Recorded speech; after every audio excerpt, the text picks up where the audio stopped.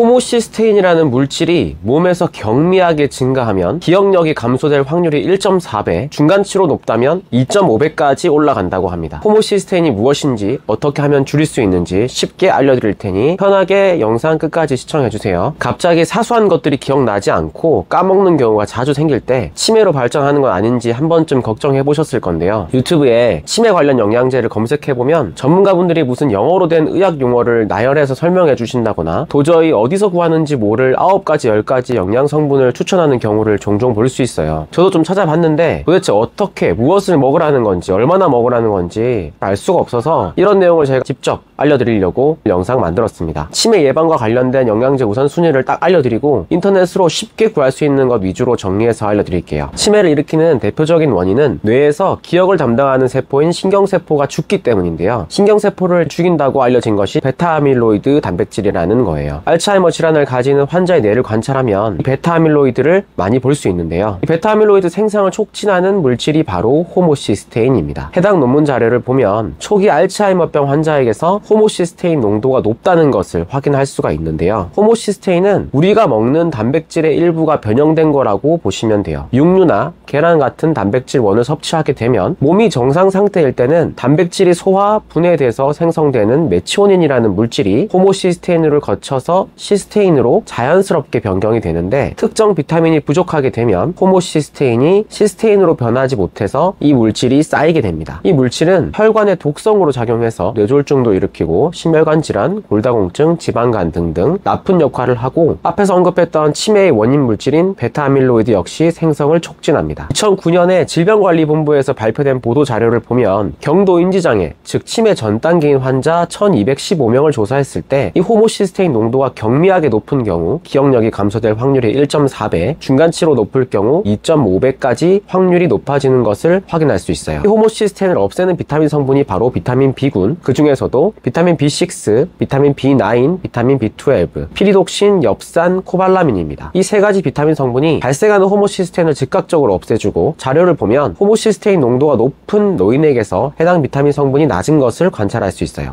그런데 한 가지 주의할 점이 있는데요. 피리독신, 즉 비타민 B6를 고용량으로 장기 복용하게 되면 손발이 저리는 감각 이상 신경병증이 발생할 수 있다는 거예요. 해당 자료를 보면 피리독신 100mg을 1년 동안 복용했을 때 감각신경에 이상이 생기는 경우를 관찰할 수 있습니다. 요즘 고함량 비타민 제제 보면 피리독신이 100mg 이상 포함된 제품 정말 쉽게 볼 수 있거든요. 이런 제품을 장기간 복용하면 오히려 감각신경에 이상이 생길 수 있으니까 주의해야 됩니다. 그리고 이 물질이 나쁜 물질인 것은 맞는데 너무 낮춰도 문제가 될 수 있어요. 해당 국내 연구를 보면 호모시스테인이 너무 낮아진 환자도 높아진 환자와 비슷하게 치매나 알츠하이머가 발병할 위험도가 증가한다는 것을 확인할 수 있는데요. 그 이유는 우리가 다시 이 물질이 생기는 과정을 봐야 됩니다. 메티오닌이 시스테인이라는 물질로 바뀌는 도중에 이 호모시스테인이 생기는데 이걸 없애버리면 이 시스테인이 잘 안 생기겠죠. 시스테인이라는 거는 우리 몸을 공격하는 활성산소를 제거하는 물질을 만드는 구성품이기 때문에 너무 적어도 문제가 되는 거예요. 그러니까 너무 고함량의 비타민 B군을 복용해도 문제가 될 수 있는데요. 해외 직구 엽산을 검색해서 보면 우리나라 제품은 보통 400mcg 정도인 거에 비해서 외국 제품은